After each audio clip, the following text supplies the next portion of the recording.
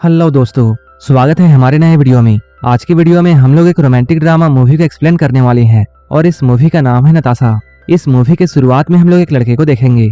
उसके घर में कुछ दिनों के लिए उसके अंकल और आंटी रहने के लिए आते हैं और उनके साथ आती है उनकी बेटी नताशा। एक बार जब मार्क के अंकल और आंटी को कहीं काम पड़ता है तब वो लोग बाहर जाते हैं। इसी बीच नताशा मार्क के कमरे में आती है और बातों ही बातों में वो मार्क का लैपटॉप ऑन करती है। यहाँ उसे मार्क की देखी हुई गंदी वीडियोस दिखती हैं। नताशा मार्क से इसके बारे में पूछती है।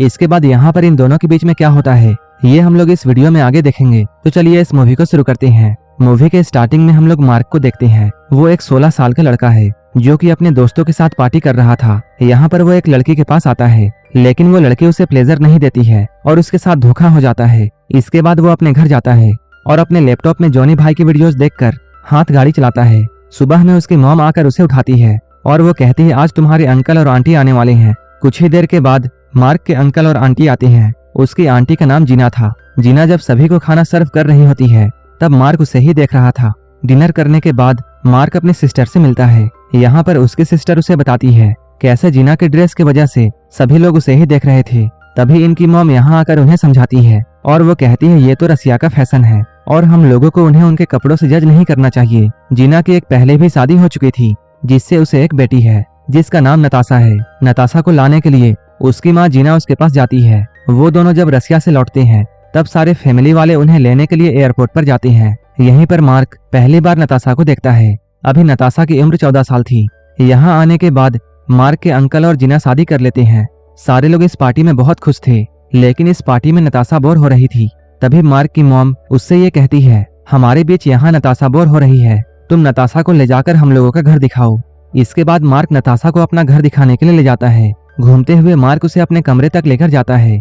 यहाँ आने के बाद नताशा उससे पूछती है तुम यहाँ क्या करते हो। मार्क कहता है मैं ज्यादातर अपने रूम में टीवी देखता हूँ। तब नताशा उससे पूछती है क्या तुमने यहाँ किसी लड़की के साथ मेकआउट नहीं किया है। ये सुनकर मार्क बहुत हैरान था। वो नताशा से कहता है तुम तो सिर्फ 14 साल की हो और तुम इस तरह की बातें कैसे कर सकती हो। तब नताशा उससे कहती है मैं बहुत सारे आदमियों के साथ ऐसा कर चुकी हूँ और अगर तुम चाहते हो तब मैं तुम्हारे साथ भी वैसा कर सकती हूँ। ये सुनकर मार्क उससे कहता है मेरे अंकल ने तुम्हारी मॉम से शादी की है और इस वजह से हम लोग कजन हैं। तब नताशा कहती है मैं अपने मॉम से बहुत नफरत करती हूँ क्योंकि उनका कई मर्दों के साथ अफेयर रह चुका है और वो बचपन से ये सब देखते आ रही है। नताशा की बातों को सुनकर मार्क चुप हो जाता है। रात में मार्क की मॉम उससे कहती है नताशा पहली बार इस देश में आई है और इसलिए यहाँ तुम्हें ही उसका ख्याल रखना होगा और तुम्हें उसके साथ समय बिताना होगा क्योंकि यहाँ उसका कोई भी दोस्त नहीं है। मार्क अपनी मॉम की सारी बातों को सुन रहा था लेकिन सिर्फ वही जानता था कि नताशा कैसी लड़की है। इसके बाद मार्क नताशा के घर में जाता है। यहाँ जीना उसे बताती है नताशा को अकेले रहना पसंद है और वो काफी अलग है। अगर वो कभी भी तुमसे गुस्सा हो जाए तब तुम उसकी बातों का बुरा मत मानना। इसके बाद नताशा की मॉम उसे बाहर बुलाती है लेकिन हमेशा की तरह इन दोनों के बीच में कुछ बात को लेकर अनबन चल रही थी जिसकी वजह से नताशा बहुत गुस्सा थी और वो गुस्सा होकर यहाँ चली जाती है। अब मार्क भी उसके पीछे पीछे आता है। उससे मिलकर मार्क पूछता है आखिर क्या बात है। तब नताशा कहती है वो अपनी मॉम की शक्ल भी नहीं देखना चाहती है। मेरी मॉम मुझे यहाँ लेकर आई है और यहाँ आने के बाद मेरी लाइफ बिल्कुल बोरिंग हो चुकी है। इसके बाद मार्क उसे अपने दोस्त रूफर के पास लेकर जाता है। यहाँ पर नताशा रूफर से मिलती है। जब वो मार्क के साथ में होती है तब वो रूफर के बारे में उससे पूछती है। मार्क बताता है उसके पेरेंट्स का डिवोर्स हो चुका है और रूफर यहाँ पर अकेला ही रहता है।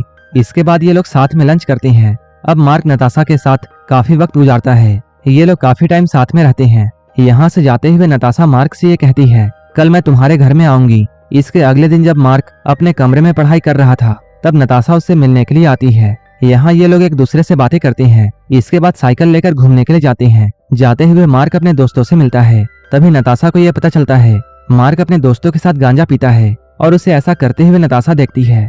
वो मार्क से पूछती है क्या वो स्मोक कर सकती है। इसके अगले दिन जब नताशा मार्क के घर में आती है तब मार्क उसे स्मोक करने के लिए बीड़ी देता है। गांजा पीने के बाद वो मार्क से उसका लैपटॉप मांगती है लेकिन जैसे ही वो लैपटॉप ऑन करती है वहाँ उसे जॉनी भाई की वीडियोस दिखती है जो कि मार्क ने देखकर ऐसे ही छोड़ दिया था। नताशा इन वीडियोस को देखकर बहुत खुश होती है और वो लैपटॉप लेकर मार्क के पास आती है।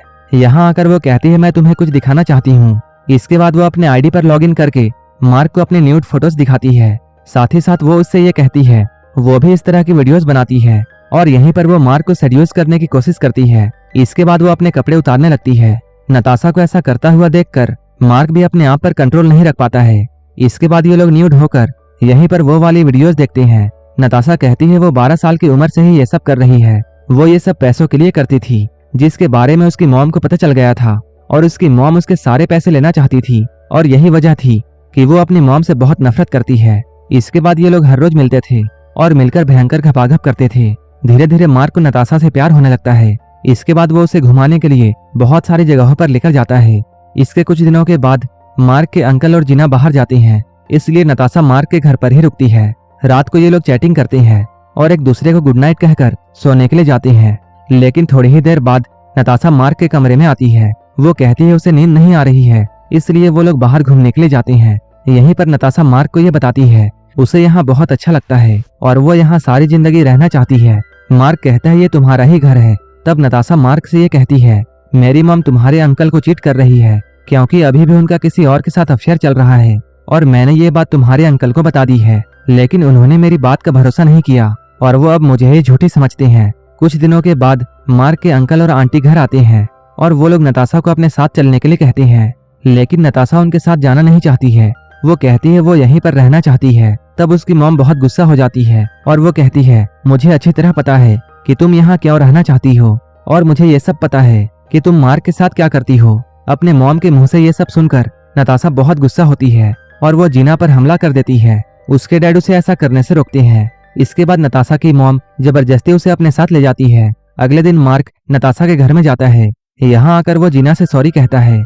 जीना उससे कहती है इसमें तुम्हारी कोई गलती नहीं है और वो मार्क के सामने नताशा की बुराई करती है। वो कहती है वो एक बहुत बिगड़ी हुई लड़की है और उसके कई बड़े बड़े मर्दों के साथ अफेयर रह चुका है, लेकिन तुम तो अभी बच्चे हो। ये कहकर वो मार्क को यहाँ से जाने के लिए कहती है और जीना यहाँ मार्क को नताशा से मिलने नहीं देती है। उसी रात नताशा अपना सारा सामान लेकर मार्क के घर में जाती है। यहाँ आकर वो मार्क को ये बताती है वो फ्लोरिडा जा रही है। वो मार्क से पूछती है क्या वो भी उसके साथ आना चाहेगा। ये कहते हुए वो उसे बताती है मेरी मॉम और तुम्हारे अंकल का डिवोर्स हो चुका है और ये सब मेरी ही वजह से हुआ है, क्योंकि मैं तुम्हारे अंकल के साथ सोई थी ताकि उन दोनों का रिश्ता खराब हो जाए और मैं ये नहीं चाहती थी कि मेरी मॉम तुम्हारे अंकल की जिंदगी बर्बाद कर दे। उस रात नताशा मार्क के घर पर ही रुकती है। जब सुबह होती है तब मार्क उसे अपने बचाए हुए कुछ पैसे देता है जिससे उसकी थोड़ी हेल्प हो जाए। इसके बाद जैसे ही सुबह होती है नताशा अपना सारा सामान लेकर यहाँ से चली जाती है। इधर मार्क के फैमिली वाले ये सोचकर बहुत परेशान थे कि मार्क के अंकल ने इतनी जल्दी अपनी शादी क्यों तोड़ दी, क्योंकि यहाँ मार्क के अलावा और किसी को भी ये पता नहीं था कि इसके पीछे की वजह क्या है और मार्क इन लोगों को कुछ भी नहीं बताता है। इधर मार्क का दोस्त रूफर उसे बार बार कॉल किए जा रहा था, लेकिन मार्क उसका कॉल नहीं उठाता है। कुछ दिनों के बाद जब मार्क रूफर के घर में जाता है तब वो नताशा को यहाँ देखता है। तब रूफर उससे कहता है मैं यही बात बताने के लिए तुम्हें बार बार कॉल कर रहा था, लेकिन तुम मेरा कॉल रिसीव नहीं कर रहे थे। रूफर यहाँ मार्क से ये कहता है नताशा यहाँ मेरे साथ सेफ रहेगी। तभी यहाँ पर नताशा आती है और वो मार्क की तरफ गुस्से से देख रही थी। इसके बाद मार्क भी बहुत गुस्सा हो जाता है और वहां से लौट जाता है, लेकिन लौटते हुए वो बहुत उदास था क्योंकि वो नताशा से बहुत प्यार करता था, लेकिन नताशा ने उसे धोखा दे दिया। मार्क के अकेलेपन के साथ ये मूवी यहीं पर खत्म हो जाती है। ऐसे ही मूवीज के लिए आप मेरे टेलीग्राम चैनल को ज्वाइन कर सकते हैं, जिसका लिंक डिस्क्रिप्शन में दिया हुआ है। अगर आपको ये मूवी अच्छी लगी हो तब एक लाइक जरूर कर देना और ऐसे ही वीडियोस के लिए मेरे चैनल को जरूर सब्सक्राइब कर लेना। तो मिलते हैं हमारे नेक्स्ट वीडियो में।